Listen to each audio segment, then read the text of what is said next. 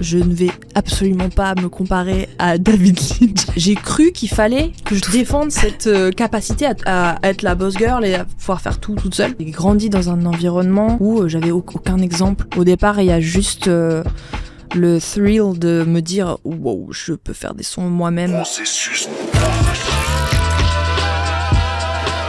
Salut, je suis Sandra Gomez, chef de la rubrique musique chez Combini, passionnée par tous ceux qui font vivre cet art et en perpétuelle quête du son de demain. Vous écoutez Processus, votre nouveau podcast musique qui révèle les rouages qui ont amené les artistes invités jusqu'à moi. Au sommaire de cet épisode, on va retracer les débuts dans la musique de mon invité, le moment charnière de sa carrière, à quoi ressemble le quotidien d'un artiste, ses inspirations et quelques surprises au milieu. L'artiste que je reçois aujourd'hui est autrice, compositrice, interprète et elle brille dans toutes ses disciplines. Sa musique est une fusion d'influences entre musique électronique planante, R&B atmosphérique et pop transcendante. Tout un programme pour un son qui donne l'effet d'un voyage multidimensionnel.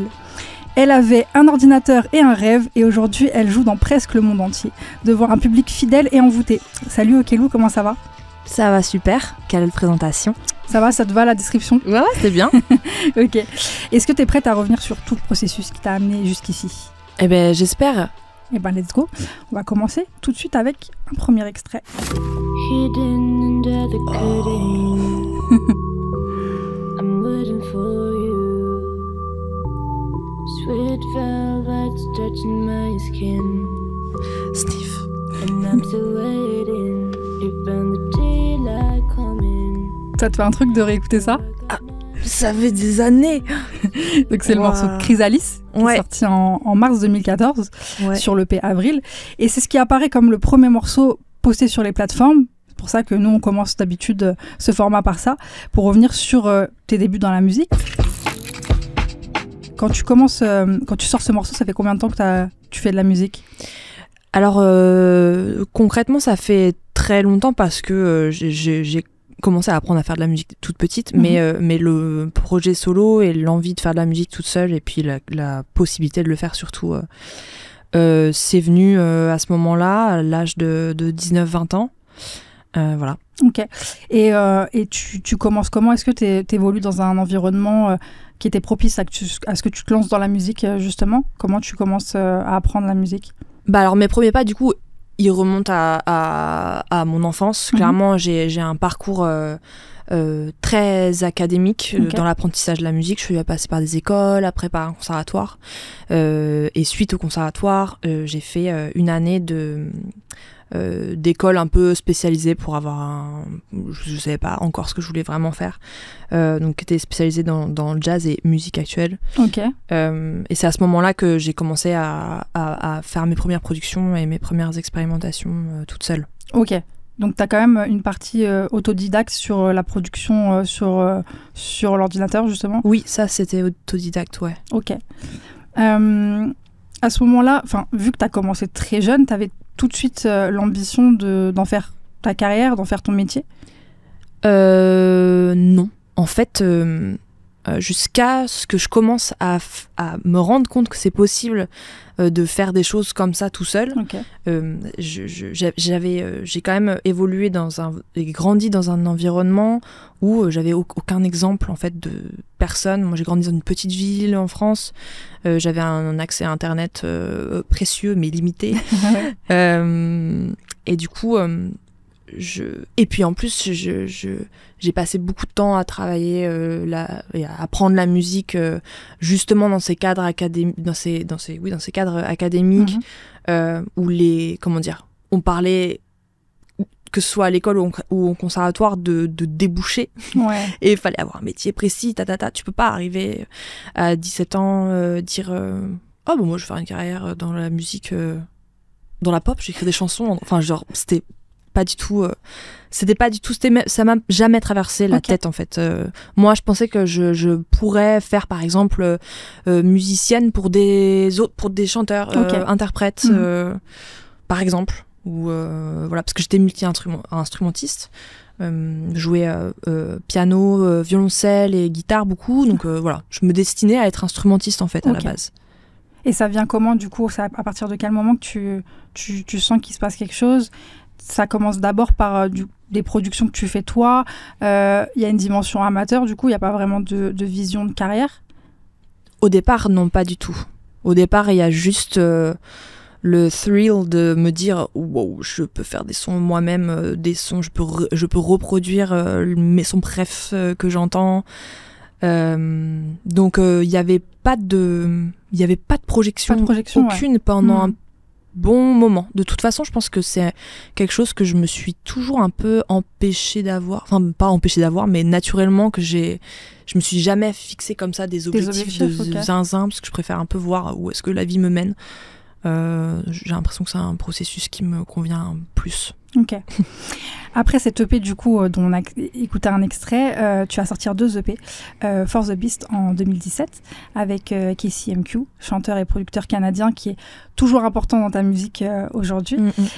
Puis l'EP The Rite of May en 2018 sur le label Nux, c'est ça ? Ouais. Qui va continuer de faire évoluer ta musique et d'accroître ton public jusqu'au moment déterminant et charnière dans ta carrière selon moi. On va s'écouter un extrait. I trust the feeling right where it started, somewhere I couldn't touch you. I wanna go online if you wanna play to a game with no rules. Go online where it started, somewhere I can be with you. Where I can be with you. I pulled the phone so close. C'est donc Gaylor, issu du projet éponyme Gaylor, qui est sorti en 2020, ton premier long. Quand tu postes la cover, tu dis « J'attends de poster ça depuis 1993 ». C'était ton premier accomplissement, ce projet-là. Tu l'as ressenti comme ça ? Oui, clairement. Je pense que j'ai dit ça parce que j'avais le sentiment d'avoir enfin trouvé une place sonore, une identité qui ne pouvait être propre qu'à moi-même. J'ai ce sentiment assez puissant de me dire waouh, je crois que j'ai fait un truc que par exemple il y a un truc que j'aime bien dire pour figurer ce que j'essaye de dire là, c'est que des fois je fais des musiques, je fais des productions, je me vois donner ces productions à d'autres chanteurs ou mettre dans des collaborations ou des trucs, et il y a des morceaux que je fais que je pourrais pas donner à qui que ce soit en qualité de productrice, j'entends. C'est vrai que beaucoup de morceaux dans Gaylor, dont ce morceau-là, d'ailleurs j'apprécie cette sélection parce que ça n'a pas forcément été un choix très accrocheur pour tout le monde, mais en l'occurrence c'est un très bon choix parce que c'est le morceau préféré de l'album et c'est pour moi celui qui illustre le plus quelque chose que j'avais vraiment envie de faire à ce moment-là et que j'ai essayé de faire et que j'ai fait notamment à travers ce morceau-là, Gaylor. Tu trouves ta patte sur ce projet-là, tu trouves ton identité ? Ouais. Ok. Et ça te prend la conception de ce projet-là, il intervient comment ? Ça te prend des années ? C'est quelque chose de plutôt instinctif ? Comment ça se passe ? Non, en fait, c'était assez rapide à partir du moment où j'ai su que j'avais envie de faire un LP jusqu'à la fin du processus de mastering. Il s'est passé en fait quelques mois, je pense moins d'1 an, ce qui finalement est assez court. Mais voilà, c'est un peu la magie de la vie et de, comment dire, il y avait quelque chose qui se passait dans ma vie à cette époque-là, qui était extrêmement intense et du coup très inspirant, et je pense que ça a été un peu fulgurant. Du coup, l'écriture et la conceptualisation du projet dans son entièreté, quoi, à ce moment-là. Je trouve que c'est un projet qui a quand même un fil rouge tout le long. Il y a quand même c'est un projet qui s'appelle Mixtape, en fait. Je veux en venir là. Et pour moi, instinctivement, je pensais que c'était ton premier album parce que justement il y a cette cohérence qu'on retrouve dans un album.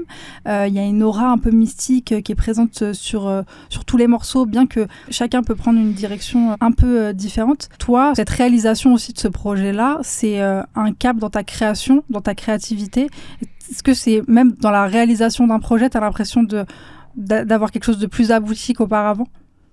Oui, tout à fait. Je pense qu'il y a plein de choses qui se sont réalisées pour moi à la création de ce projet-là. Notamment, en fait, juste avant Galore, juste avant de me dire que j'allais faire Galore, j'ai eu un petit déclic cette année-là où j'ai compris qu'il fallait que je demande de l'aide. Okay. Il y a eu...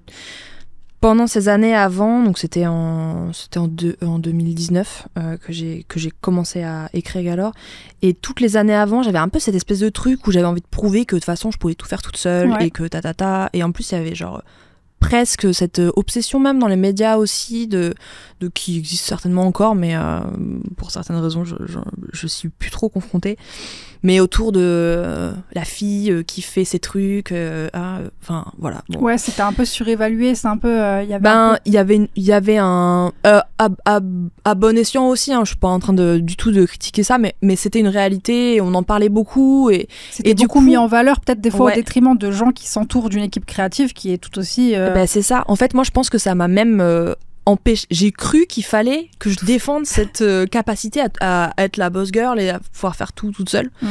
Alors qu'en fait, quand j'ai compris que j'avais non seulement envie, mais aussi besoin de m'entourer, je l'ai fait comme ça. J'ai demandé à des gens de confiance, à mes amis, à des musiciens que je trouve excellents. Et c'est allé beaucoup plus vite. C'était beaucoup plus... Et comment dire, l'expérience de la création n'en était pas moins transcendante. Vraiment, c'était une bonne décision. T'as su t'entourer. Et en plus, ça sort à une période qui est compliquée, en tout cas qui était incertaine, parce que on est en 2020, donc l'année où on se retrouve tous confinés. C'était une année étrange, mais à part pour les concerts, je trouve que ça a permis de se prendre aussi les albums différemment, parce qu'on avait plus le temps aussi d'écouter, on était moins parasité par d'autres choses, et je trouve que ça n'a pas empêché aux artistes de faire des belles sorties, et j'ai l'impression que ton public a beaucoup vécu avec ce projet-là, qu'ils se le sont aussi beaucoup appropriés, qu'il s'est passé quelque chose. Toi, maintenant 5 ans plus tard, comment tu ressens la perception de ce projet-là auprès de ton public? Effectivement, j'ai aussi eu le sentiment que ça a été le projet qui m'a permis de vraiment me présenter, en fait. Il y a un lien entre le fait, un lien que je fais naturellement entre le fait que j'ai eu le sentiment d'avoir achevé quelque chose dans ma recherche d'identité sonore, et le fait que ça a eu de la résonance. En tout cas, je le prends un peu comme une preuve de ce truc-là. Et effectivement, c'était pendant le Covid, et comme tu dis, moi, je l'ai très bien vécu cette période-là. Okay. Dans ma carrière, dans le cadre de ma carrière, bien évidemment, parce que ça a permis à l'album d'exister sous une forme qui n'était pas la forme d'une campagne traditionnelle. C'est clair. Et du coup, elle a pris une forme qui lui était propre, organique, aussi très virtuelle. Et ça, c'est trop bien, parce qu'il se passe énormément de choses que tu pourrais même pas discuter autour d'une table avec une équipe marketing, quoi, et stratégie et tout. Et du coup, moi, j'ai super bien vécu, et je pense que les gens qui m'écoutent aussi, hopefully. En tout cas, ça crée une attente jusqu'à aujourd'hui. Après cette période-là, quand tout redevient à peu près normal, tu vas faire beaucoup de concerts, et notamment auprès de Caroline Polachek. On va en parler un petit peu. Pour ceux qui ne la connaissent pas, reine mère de la pop alternative expérimentale, on va dire, pour résumer. Je voudrais que tu nous racontes un peu comment ça s'est fait, comment tu vas atterrir dans les sphères de PC Music, et comment la rencontre se fait avec elle également. PC Music, déjà à la base, sans m'étaler trop sur le sujet, c'est une énorme influence dans ma vie. J'ai découvert le travail de A.G. Cook, Sophie et Daniel Arle, à peu près les trois à la même période, et d'autres membres aussi du crew, mais qui sont un peu disparus, je pense, maintenant. Non, pas du tout. Il y avait Anna Diamond aussi, que j'ai beaucoup écouté. Et donc ça, c'était circa 2013. Et après, j'ai eu la chance de pouvoir le rencontrer une première fois avec son acolyte Easy Fun dans des studios à Londres en 2017.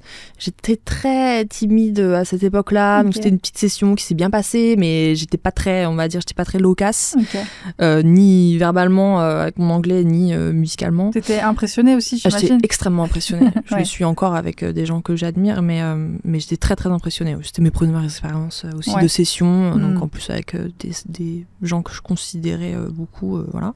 J'ai eu d'autres contacts avec ces personnes de manière plus ou moins profonde, on va dire, dans nos échanges. Pour ce qui est de Caroline Polachek, j'ai beaucoup écouté son album, ça a été une énorme inspiration, ainsi que celui de Rosalia également. En fait, les deux projets, la manière dont ces deux filles ont mené leur projet, je me suis dit wow, ok, en fait, on peut avoir une identité aussi forte, proposer quelque chose de prendre ce genre de risque-là.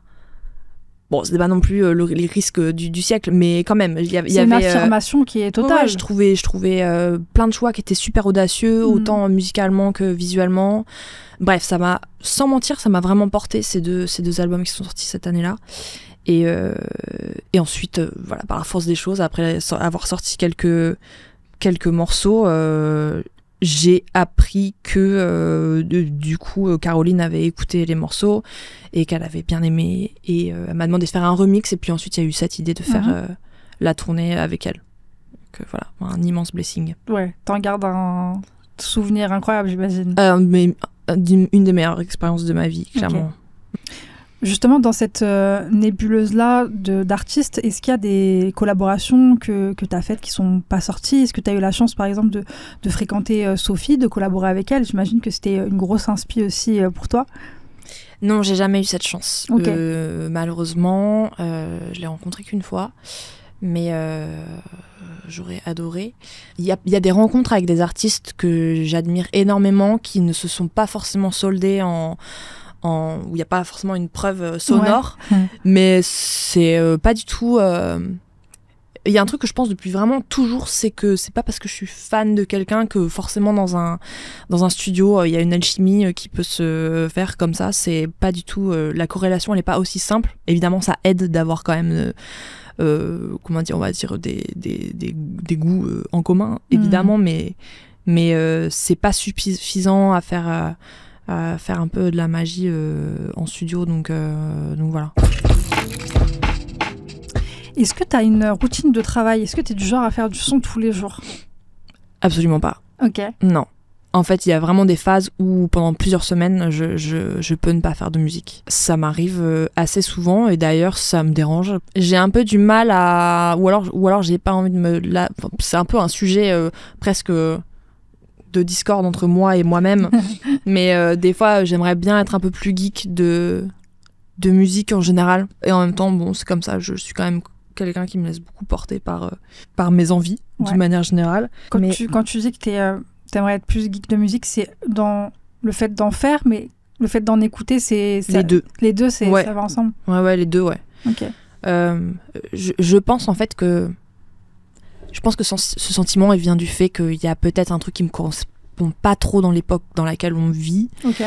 Quelque chose en rapport avec la vitesse et la productivité et l'abondance. Et voilà, je pense que j'ai besoin de temps pour, avant même d'écouter les choses, en avoir envie. Je deviens aussi en grandissant, en vieillissant, plus, comment dire, sensible en fait littéralement au son. Et par exemple, je sais qu'il y a une époque de ma vie où, c'est un exemple pour montrer un peu l'évolution de genre comment mon rapport à la musique d'une manière générale a pu changer et continuera de changer, j'imagine. Mais il y a une époque où je pouvais pas sortir sans mon casque, sans écouter un truc. Ça dépend aussi, je pense, beaucoup d'un état émotionnel quand même. Et maintenant c'est quasi l'inverse, j'ai besoin de silence à plein de moments, j'ai besoin de faire un peu le vide, parce que peut-être parce que j'ai passé énormément de temps sur l'album à l'écouter, le réécouter pendant 2 ans, voilà, il y a des espaces des fois qui sont trop pleins Et ça peut prendre des semaines, des mois, voire des années à retrouver un genre de calme ou de reset, tu vois, qui... Bon, c'est comme ça que je m'explique pour pas être trop dur avec moi-même. Ouais, t'as besoin aussi que ça vienne naturellement. Ouais. Tu seras jamais dans une espèce de logique de là, je dois aller faire du son et je me mets un peu le pied à l'étrier parce que il faut que je tienne une certaine régularité. Ben, en fait, cette pensée-là, à partir du moment où tu choisis de faire de la musique ton métier, t'es obligé de l'avoir parce que forcément, s'il n'y a pas de production, s'il n'y a pas de content pour parler vulgairement, il n'y a pas de profession, en fait, il n'y a pas de métier, il n'y a pas d'argent au bout du compte, donc voilà.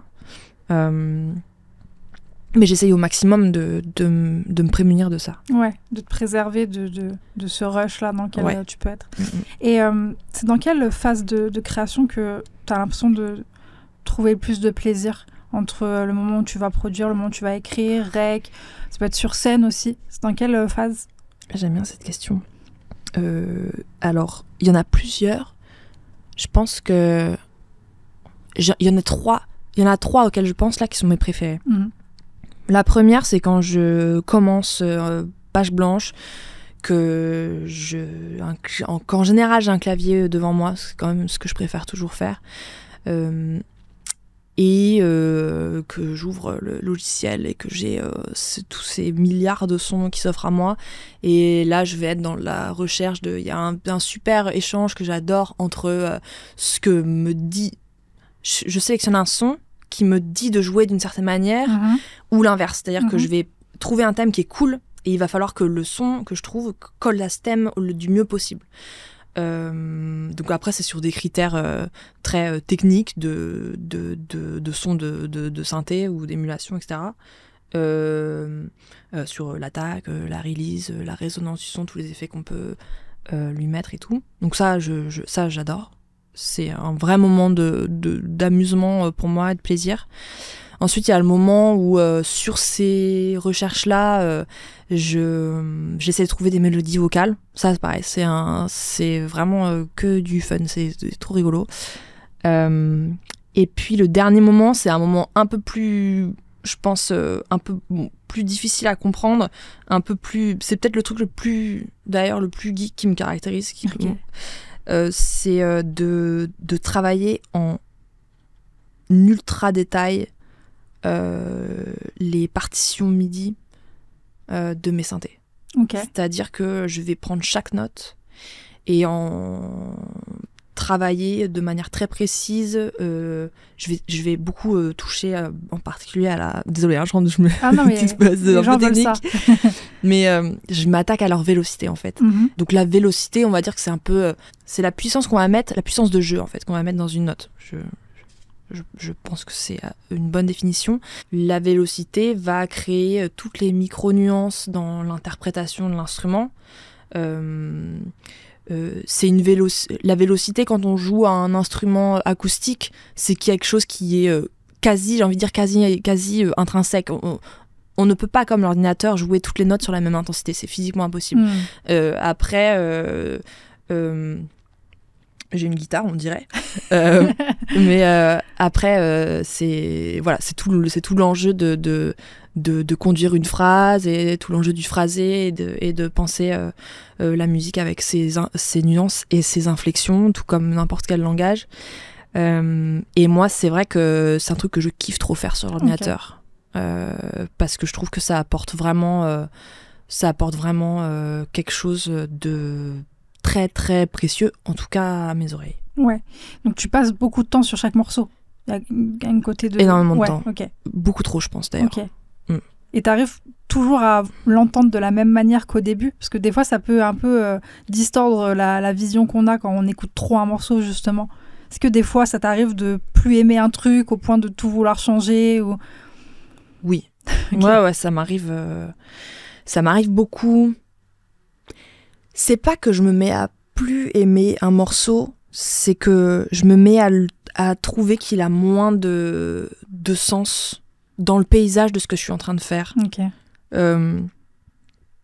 Il y a jamais un truc que je trouve trop génial et après que je trouve plus génial. En général, c'est pas... S'il y a un truc que je trouve vraiment bien, c'est un sentiment qui reste. Ok. Par contre, il y a quelque chose que je peux trouver... il y a une démo que je peux trouver hyper excitante, mais que j'arrive pas à caler dans le cadre du projet, en fait. Ça arrive beaucoup. Et ça, c'est une recherche aussi que j'aime bien faire, d'ailleurs. Ok. Je t'ai plusieurs fois lu ou entendu parler de faire tes devoirs. Et tu disais ça pour les remixes, en l'occurrence. Peut-être que ça a évolué depuis. En tout cas, ça te met un peu dans une position constamment d'étudiante de la musique. Est-ce que tu as l'impression d'être encore dans cette position-là, de devoir faire tes devoirs, apprendre de nouvelles choses?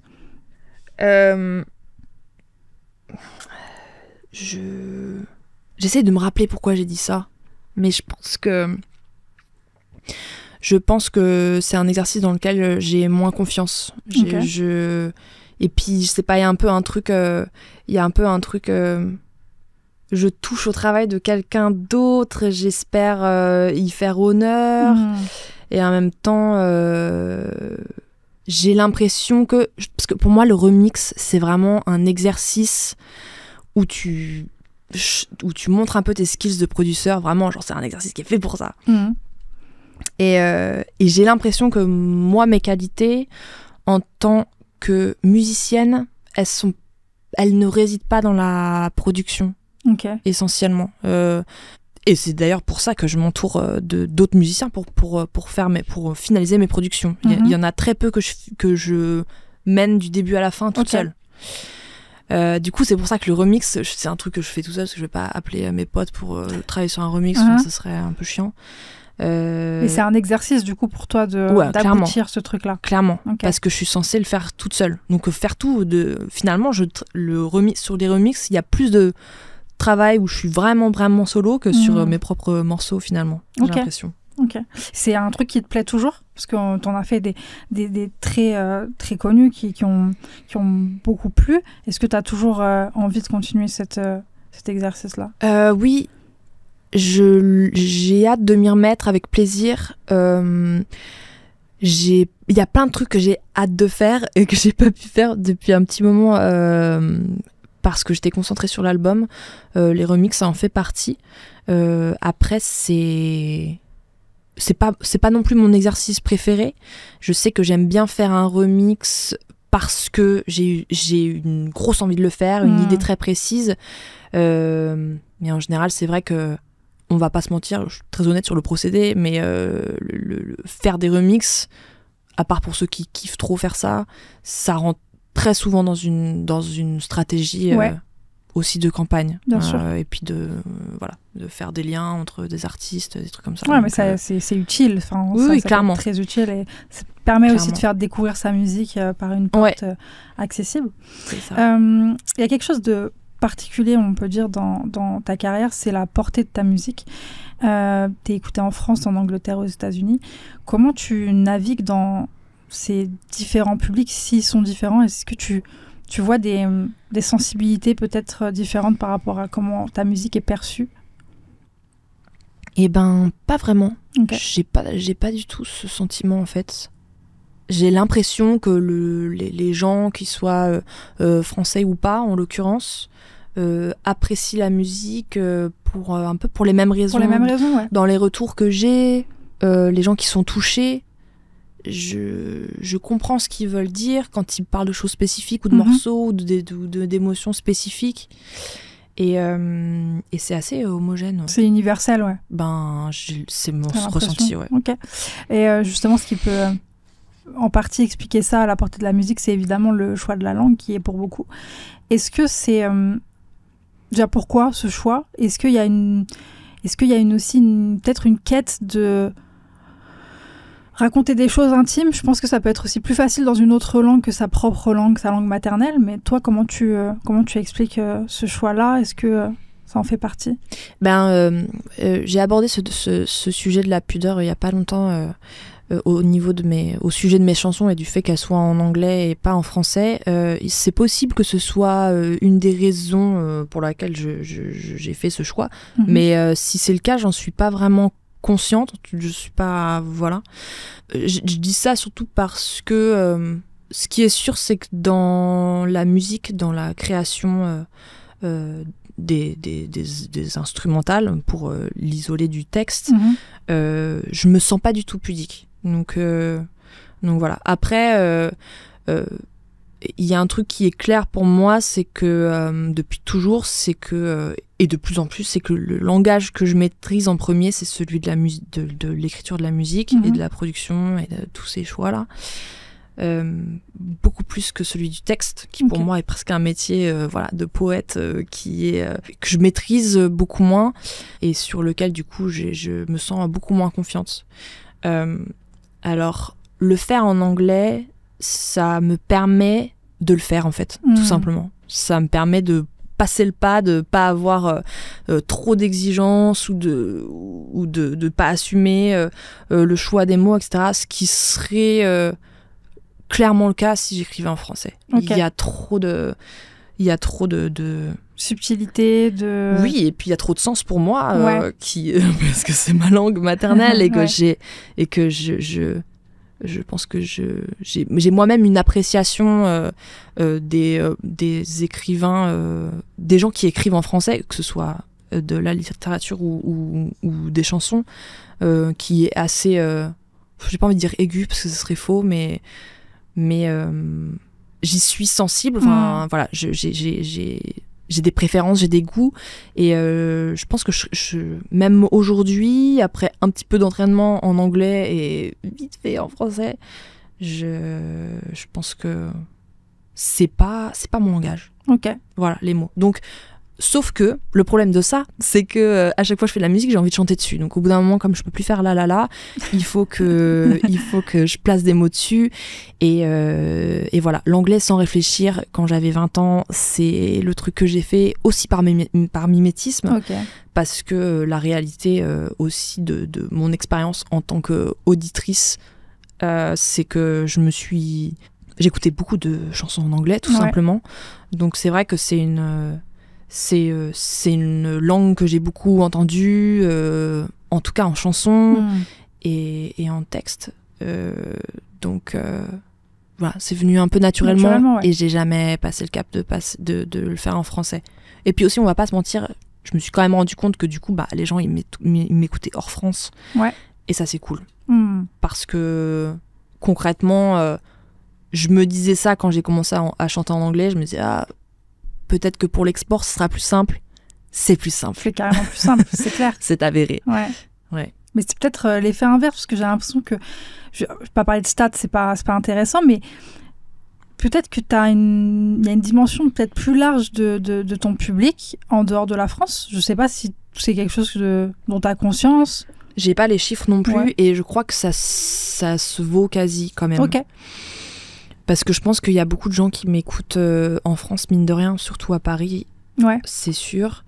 Mais je t'avoue, j'ai pas les chiffres. Mais à mon avis, c'est pas... C'est équivalent. Mais ce qui reste quand même assez notable pour les artistes français, parce que l'export est quand même toujours plus difficile. Donc c'est sûr que la langue peut jouer. Tu parlais de l'écriture tout à l'heure. J'ai l'impression que c'est... un peu compliqué pour toi, cette étape-là de l'écriture. Est-ce que c'est un truc où justement tu fais toujours dans cet ordre-là, la production musicale puis l'écriture parce que tu es obligé de le faire, ou est-ce que des fois ça t'est arrivé d'avoir de l'inspiration, des choses à raconter d'abord? Jamais de mots en premier, jamais de voilà, c'est jamais les mots en premier. C'est la musique ton premier langage, quoi. Oui, clairement. Et voilà.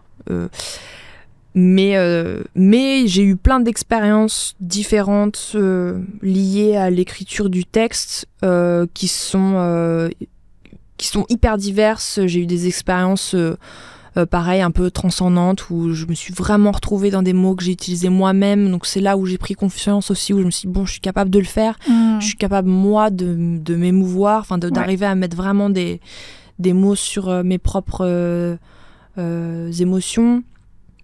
Donc je me suis dit cool, peut-être que ça va traverser l'air et toucher les autres gens aussi.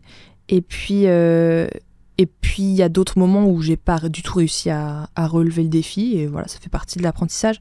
En tout cas, l'écriture des paroles, c'est rarement un exercice que je fais seule. Ok. Du coup, en fait. Ouais, tu t'entoures à ce niveau-là. Pour Galore, spécifiquement, c'est un des aspects sur lesquels je me suis dit, en fait, meuf, t'as besoin d'aide. Il faut que si t'as envie de faire vraiment quelque chose de qualitatif, entoure-toi, et c'est ce que j'ai fait. Ok, trop bien. Dans cette émission, je le disais dans l'intro, il y a des petites surprises et on a une messagerie. Et quelqu'un a laissé un petit message pour toi. Oh, trop marrant. Je vais te laisser le découvrir.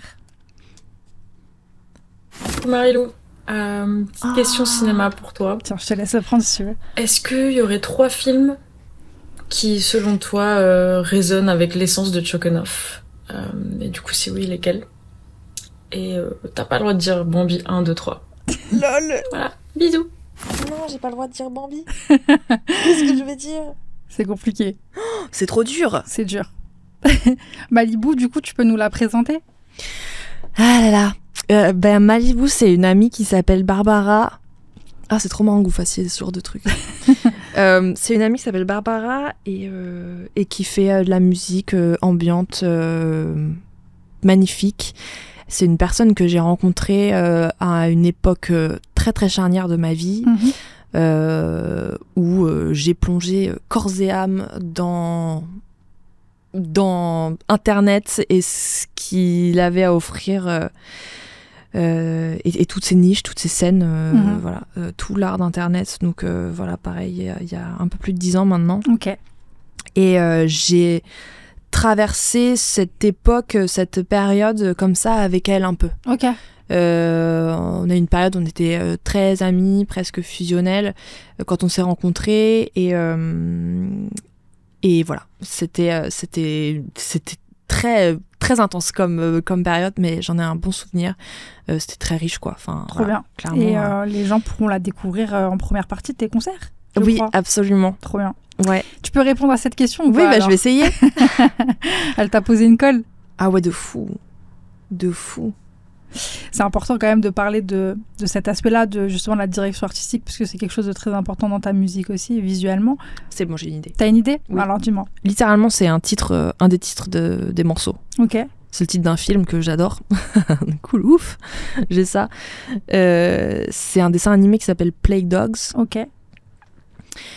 Qui est sorti, il me semble, dans les années 70, si je dis pas de bêtises, du même director qui a fait le truc avec les lapins. Ah, je me rappelle plus du titre, c'est pas grave. C'est un dessin animé anglais. Moi, je suis fan de dessins animés. Ouais. Et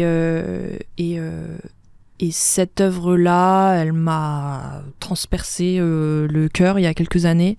Dessin magnifique, histoire très dur, mais magnifique aussi. Et en fait, il y a une scène en particulier qui m'a beaucoup inspirée, un des titres de l'album. Voilà, le film s'appelle Plague Dogs. Et tu peux nous pitcher vite fait le Ah oui, bien sûr. Passe. C'est une histoire avec deux chiens de laboratoire qui s'échappent de ce laboratoire. Et c'est trop dur de faire un résumé d'un film que t'adores, parce que j'ai trop envie d'y faire honneur, j'ai trop envie de donner envie de le regarder. Pas trop de pression, t'inquiète. Je vais pas bafouiller. Ils s'échappent de ce laboratoire et en fait, ils se mettent en quête d'une liberté.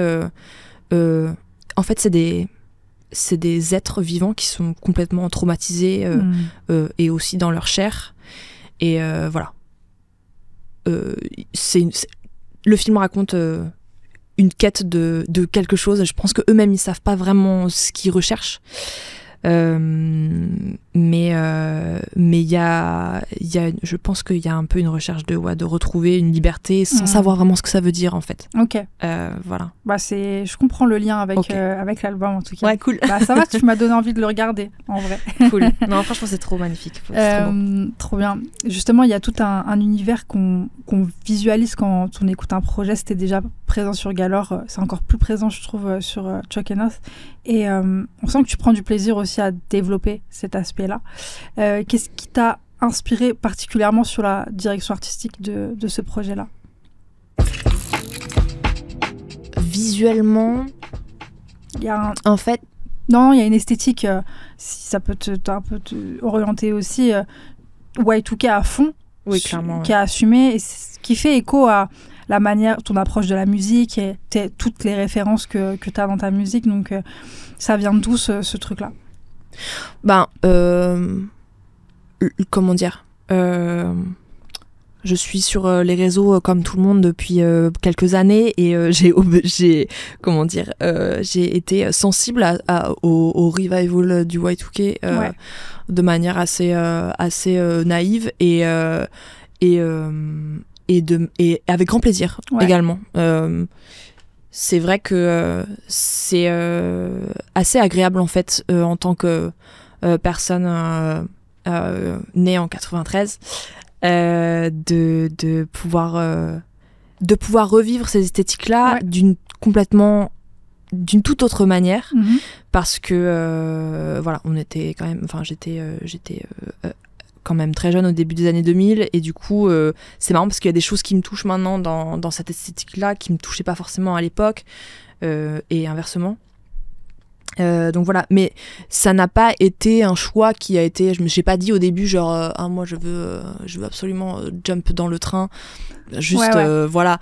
Non, c'est cohérent aussi avec les thèmes que tu abordes, je trouve, parce que justement tu vois cette quête de liberté, je trouve qu'il y a des questions qui peuvent s'approcher aussi des films coming of age sur les thèmes de l'adolescence, tu vois, sur la quête de sens. Est-ce que c'est en lien aussi avec cette époque-là? Moi, je comprends ce que tu dis parce que je suis 93 aussi, donc je me rappelle exactement ces années 2000 quand on était enfant, on découvrait Internet aussi, parce que c'est pas du tout la même chose de pratiquer Internet aujourd'hui et à l'époque où c'était tout un champ des possibles qui s'ouvrait. J'ai l'impression qu'il y a quand même un lien entre l'esthétique et le propos même que tu racontes sur le projet. Eh ben, ce lien-là, moi, je l'ai jamais fait consciemment, mais enfin, quand tu parlais, je voyais des choses. Et c'est vrai que je pense que le rapprochement, moi, que je vais pouvoir faire, il y a quelque chose de l'ordre de l'effusion un peu.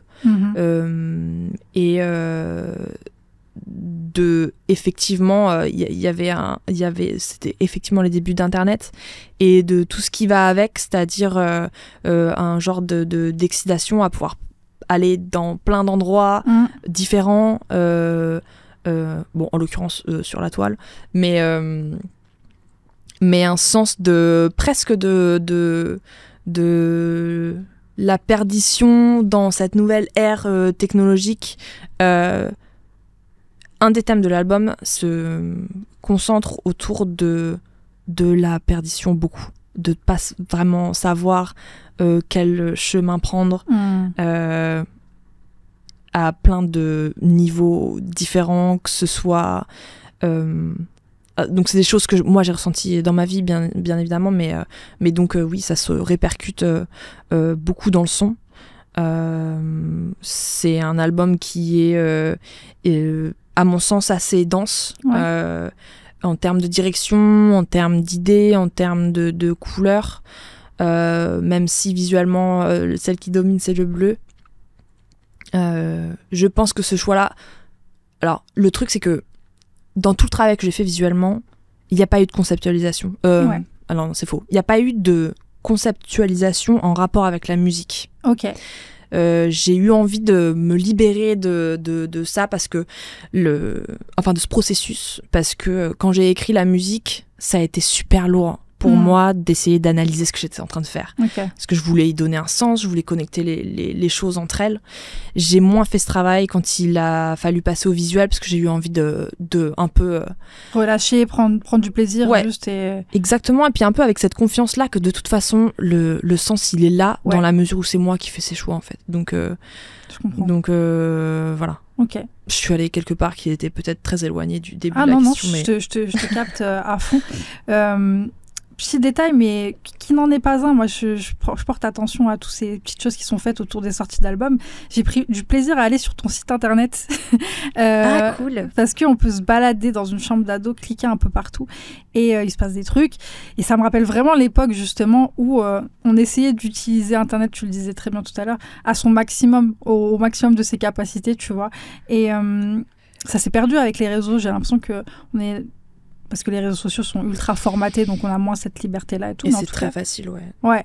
Et c'était ton idée aussi de pousser l'expérience à fond, créer un truc un peu immersif aussi pour l'auditeur. Pour le site, Ouais, pour le site et même, je sais pas, j'imagine que c'est peut-être quelque chose que tu as envie de créer pour les concerts, pour les moments où tu vas rencontrer ton public. alors... je pense que... pareil, j'ai jamais réfléchi à ce que tu viens de dire. Moi, je réfléchis Mais- beaucoup trop alors. non, mais pas du tout. Mais non, mais c'est hyper intéressant parce que je pense que l'idée du site, l'idée comme ça, j'ai vu un commentaire aujourd'hui, il me semble, de quelqu'un qui disait « Oh, j'aime trop qu'il y ait plein d'indices comme ça dans les images, parce que c'est vrai qu'il y a plein de détails. Oui. » Et en fait, et donc dans ce commentaire, la personne disait, enfin voilà, elle était excitée de se dire qu'il y avait un sens. Je sais plus si c'était en anglais ou en français, je crois que c'était en anglais, donc il va pas comprendre ce que je dis. Mais en fait, ça m'a fait trop plaisir parce que effectivement, sur plein de moments de travail, de conception. Des designs, qu'ils soient pour les press pics ou pour les clips ou pour le stylisme, etc. Il y a un peu cette attention qui est portée aux objets ou aux écritures ou aux trucs et, ou aux choses qu'on va mettre sur les murs. Ouais. Et moi, c'est quelque chose que j'adore faire. C'est un lien aussi que je fais parce que c'est des objets qu'on choisit en général pas de manière random. C'est des objets qui ont un sens. Qui ont une réelle existence et que j'aime bien voilà, transposer. Je pense que moi, c'est vraiment aussi simple que j'ai envie de partager ce cocon dans lequel j'ai écrit la musique, de partager ces images et ces inspirations. Honnêtement, ça va pas plus loin. Okay. J'ai pas de... Il n'y a pas de chasse au trésor ou de trucs cachés. Mais par contre, le fait que ça donne cette impression, c'est trop cool. Ça fait un peu... alors, je ne vais absolument pas me comparer à David Lynch. Mais je sais que c'est un truc... Moi, de lire les interviews de David Lynch, c'est un truc qui m'a grave libérée sur l'analyse des idées qui sont mises en place. Lui, il dit en gros, genre, des fois, je rêve de trucs, juste je le mets en image et that's it. Il n'y a pas tout le temps de sens, de trucs. Ouais. Et en fait, donc ça, c'est cool à savoir quand on fait de l'art. Il n'y a pas forcément de sens, mais c'est une liberté qu'on se donne aussi, tu vois. Et c'est pas tous les artistes qui se laissent cet espace-là pour juste, ça me fait kiffer, je vais le faire. Tu vois. Ouais. Ben oui, mais parce que c'est dur en fait. Parce qu'on a l'impression que... et moi je l'ai encore à chaque instant de ma vie, j'ai l'impression que tout ce qu'il faut que je fasse soit explicable et soit justifiable d'une certaine manière. Je pense que c'est clairement une erreur. Mais en fait j'ai cette impression-là parce que c'est un truc qui est kiffant, je pense, en tant qu'auditeur. Ok. Ou en tant que spectateur. Ouais, c'est ça crée une interactivité avec l'artiste, entre son public et l'artiste. Oui, et puis en plus, il faut que quand on est là et qu'on apprécie une œuvre, il faut qu'elle ait un sens, en fait. Qu'on mette des mots dessus ou pas, après, ça peut être... voilà. Mais... je sais pas, c'est très humain, finalement. Comme tu parlais de chasse au trésor, je suis peut-être passée pour une zinzin, mais... j'ai ultra zoomé sur le mur. Ouais. Et moi, Cool. j'ai fait comme le gars qui a posté un commentaire, tu vois. Ok. J'ai cherché les indices.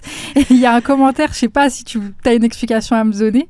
Il y a un commentaire YouTube qui est affiché sur le mur qui dit « Ça fait plaisir de voir la catastrophe en HD, franchement 10 sur 10. » J'ai été médisante il y a 1 minute. En fait, tout... comment dire, il y a des choses à dire sur ça, chaque image. Vraiment, il y a des choses, il y a des liens à faire avec un peu tout. J'adore ce commentaire. Ok. Ça a été un commentaire qui a eu sa place sur mon mur parce que c'était... il m'a marqué parce que j'aurais pu écrire ce truc. Ok. Ce commentaire est sur une vidéo d'une dashcam d'une dame qui est en train de fuir une tornade avec ses 5 enfants dans la voiture. C'est un moment de stress ultime, c'est hyper intense. C'est magnifique, les images sont d'une beauté, la qualité de la dashcam, le ciel complètement torturé. C'est mieux qu'un film. L'action, après il se gare sur un parking et il rentre dans un Home Depot random pour ne pas mourir littéralement. Et la première fois que j'ai vu cette vidéo, j'ai pleuré parce que j'ai trouvé que c'était dingue. En fait, c'était des vrais humains qui étaient en train de vivre des vraies choses. L'émotion que j'ai ressentie sur cette vidéo, cette espèce de voyeurisme, j'étais touchée par un peu quand même par la souffrance de vrais gens. Ça a été un des thèmes, il y en a beaucoup dans l'album, mais ça a été un des thèmes un peu on va dire du début, quoi, que j'avais depuis le début, qui m'a beaucoup inspirée. Je me suis beaucoup posé de questions sur pourquoi ce plaisir à regarder, parce qu'il y a une forme de plaisir quand même.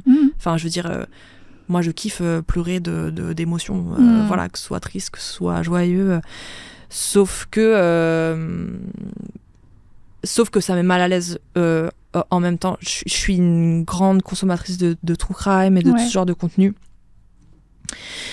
Et je me pose beaucoup de questions sur pourquoi. Tout pareil. C'est très compliqué, cette sensation qu'on ressent à avoir envie à la fois de comprendre plein de choses, comprendre le cerveau de gens qui font des choses étranges ou de drames. Et en même temps, nous, ça nous met dans une position de, comme tu le disais, hein, de voyeur à 100%. De fou. Et en fait, je trouve que nous, on a l'habitude de ce genre de contenu avec, pour moi, un peu il y a une plateforme qui a beaucoup vulgarisé ça, c'est Netflix, qui a vraiment fait de ce format de true crime un peu sa figure de proue à une époque. J'ai eu l'impression. Bien sûr, mais c'est toujours le cas, bien sûr. Mais j'ai l'impression qu'on a une capacité, les gens de notre génération en particulier, à avoir cette espèce de distance comme ça. Alors, il y a des trucs que je suis incapable de regarder. Mais quand il y a un montage, documentaire, ça c'est ok et je kiffe.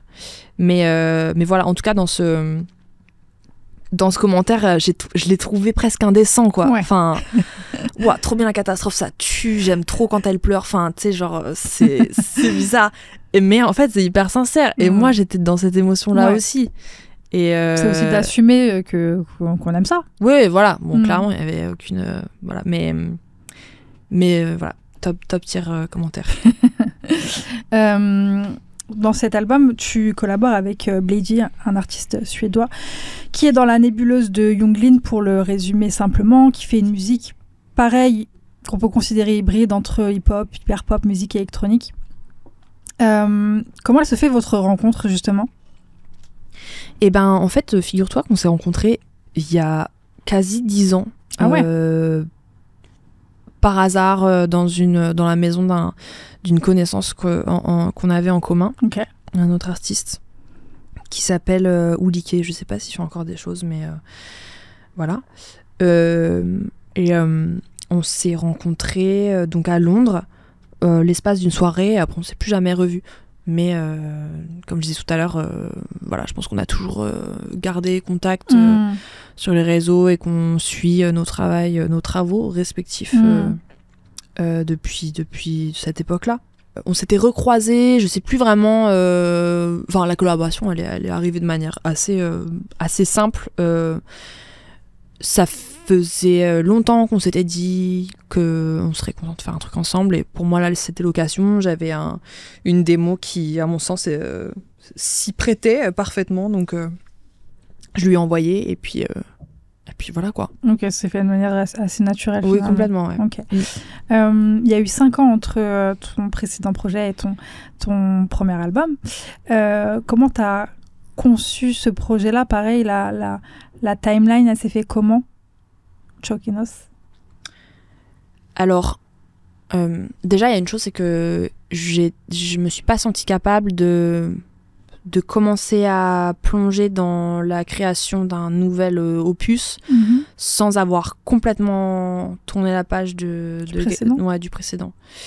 Du coup, durant ces 5 ans, il y a eu bien 2 ans et demi de campagne de Galore, de tournée de Galore. En plus, il y a eu le Covid, donc ça a un peu retardé aussi tout ce processus. Et une fois que j'ai vraiment fait le dernier concert, je me suis dit, ok, ça y est, maintenant, j'ai plus rien à faire avec ce projet. Enfin, je veux dire, j'ai plus rien à défendre. Donc j'ai pu y mettre corps et âme, littéralement. Et 2 ans et demi après, je suis arrivée à la finalité, là, en septembre, à avoir le projet fini. J'ai plein de trucs à raconter sur le process. Je pense que ce que je pourrais dire, c'est que ça a été très long. La raison de cette longueur m'échappe, je pense, en grande majorité, mais elle s'explique quand même aussi par ce qui fait la teneur de l'album en lui-même, c'est-à-dire que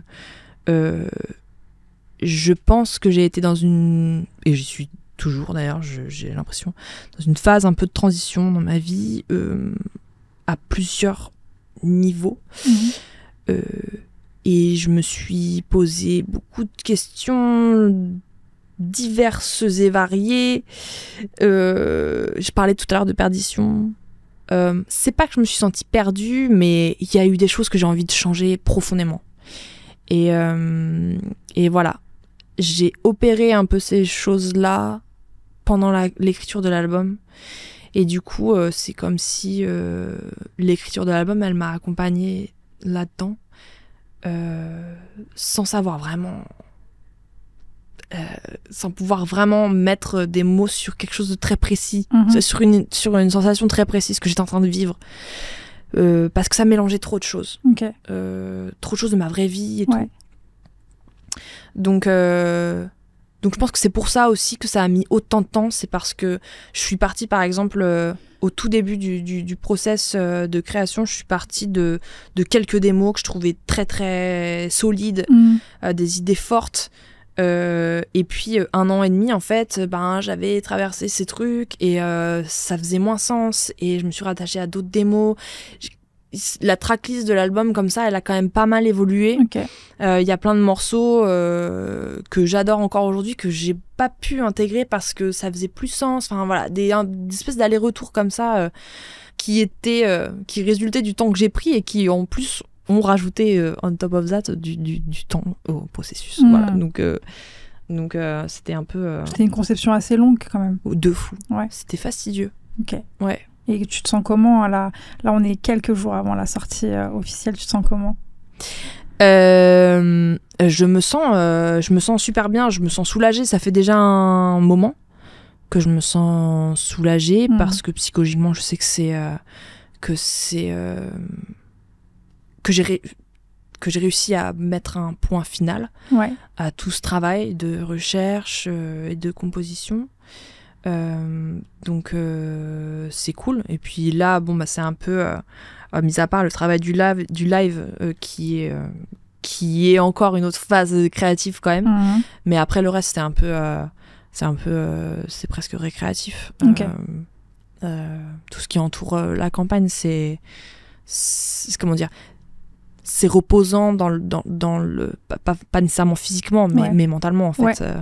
Tu sais que l'œuvre est prête à être délivrée, donc il n'y a plus d'enjeu d'un point de vue créatif en tout cas. Tu peux un peu reposer ton cerveau là-dessus.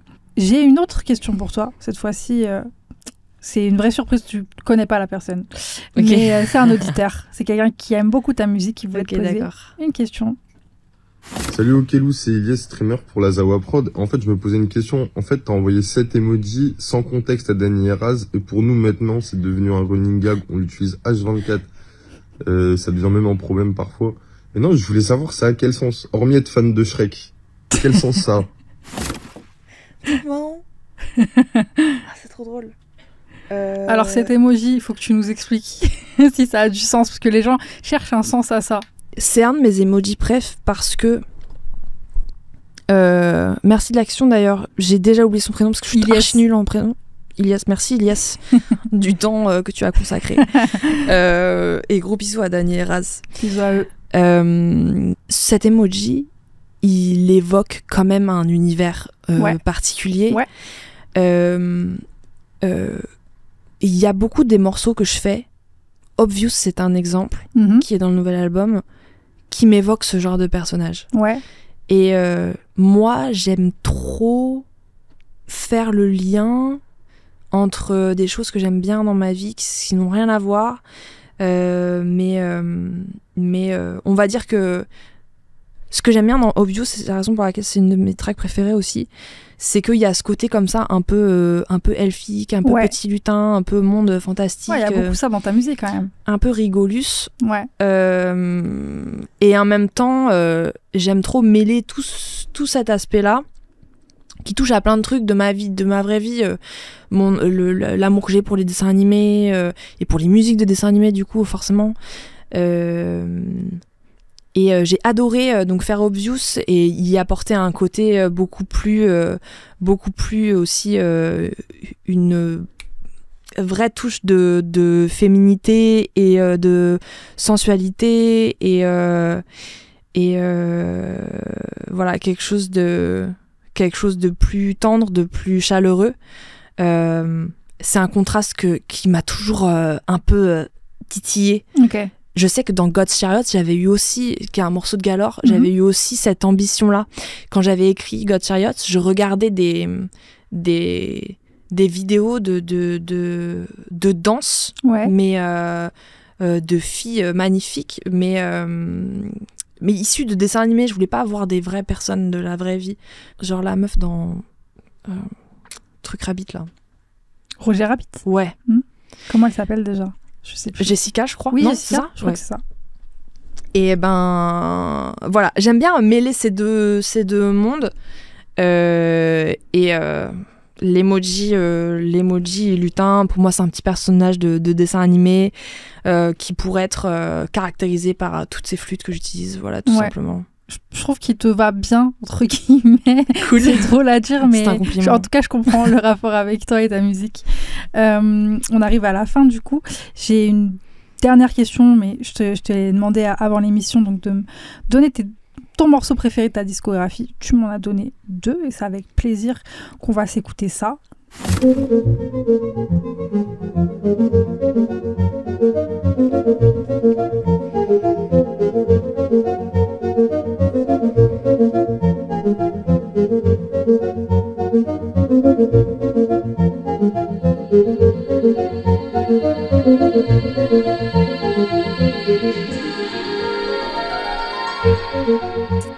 Pourquoi ce choix, du coup? Bah tu vois le petit emoji là, un Ouais, ouais. peu. On Le est petit carrément Shrek avec dedans. ça. Ouais, ouais. Dans l'univers elfique, un peu Ouais. onirique, Mm-mm. complètement. Et ben C'est alors Lurk, du coup. oui, c'est Lurk qui est issu de l'EP For the Beast que j'ai fait avec ACMQ. Ce morceau là pour moi, il est hyper important déjà parce que j'adore l'écouter. J'ai touché du doigt avec ce morceau un truc sur lequel j'avais pas réussi encore à mettre de mots, mais que j'ai compris quand j'ai fait ce morceau. Je me suis dit tu peux créer un vrai univers avec un seul instrument, Ouais. avec voilà, bref, avec une seule sonorité. Ouais. Et ça, c'est pour le coup, c'est un genre de jeu qui me plaît de ouf, de choisir. C'est pour ça que je mets du temps et que je mets un tel effort à choisir un son de synthé. C'est parce que quand il y en a un qui est assez bien, que je considère assez bien, il peut se suffire à lui-même.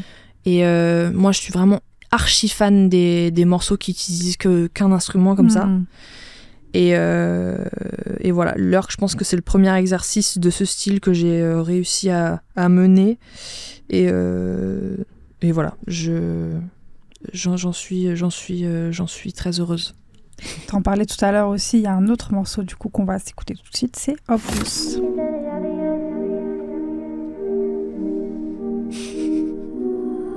All the words that you say, one actor in the play, speak louder than me. I know you will. Il est présent sur ton premier album du coup, qui vient juste de sortir. T'en as dit quelques mots tout à l'heure. Pourquoi c'est celui-là qui ressort le plus? Je pense que je vais avoir du mal à lui faire honneur avec les mots les vrais mots de la vraie langue. En fait, c'est connecté à ce que je disais tout à l'heure sur ce désir d'avoir envie de proposer une alternative à de la musique que moi je considère comme étant un peu sensuelle. Parce que j'adore la sensualité, mais j'aime bien quand elle est un peu je sais pas comment dire, pas évidente, un peu malicieuse. Ouais, ok. Voilà, et c'est vrai que j'ai toujours eu cette espèce de fantasme de pouvoir faire des soirées club avec des sons que je considère comme étant des bangers, qui me donnent littéralement envie de danser, mais avec pas du tout les codes de la club musique qu'on connaît d'une manière générale, avec en général donc des drum sections qui sont hyper présentes, quelque chose comme ça de très percussif.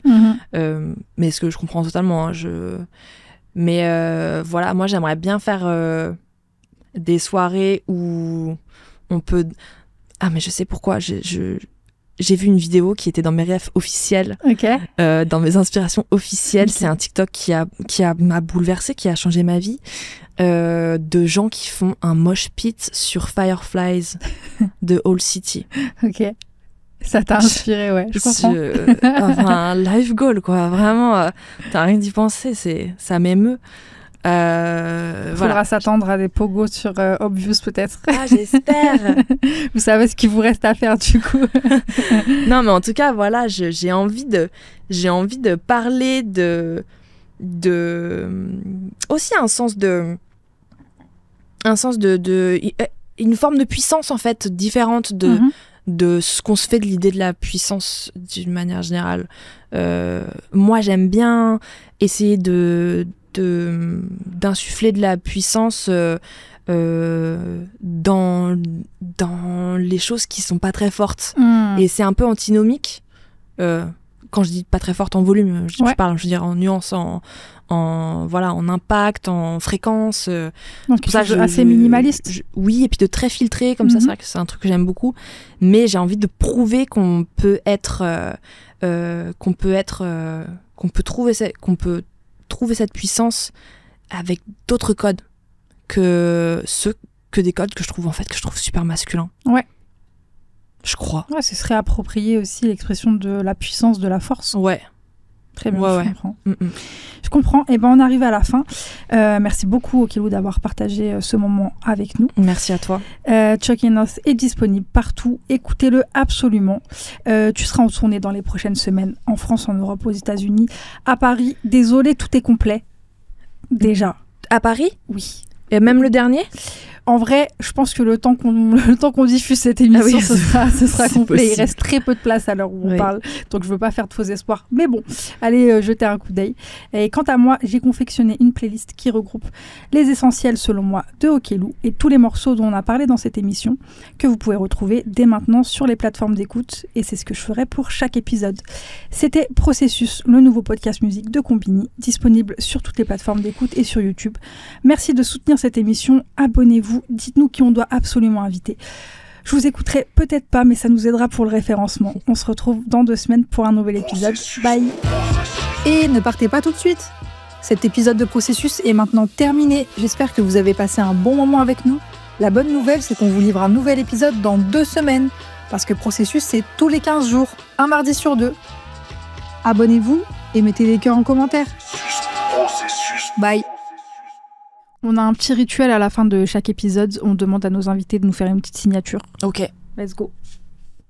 Tu nous fais ton plus beau... Ah ouais, waouh. Merci. Merci beaucoup, c'était trop cool. Franchement, tu mènes grave bien. Bah c'est cool, merci beaucoup. J'ai trop aimé le projet en tout cas. Trop bien, merci. Ça tue.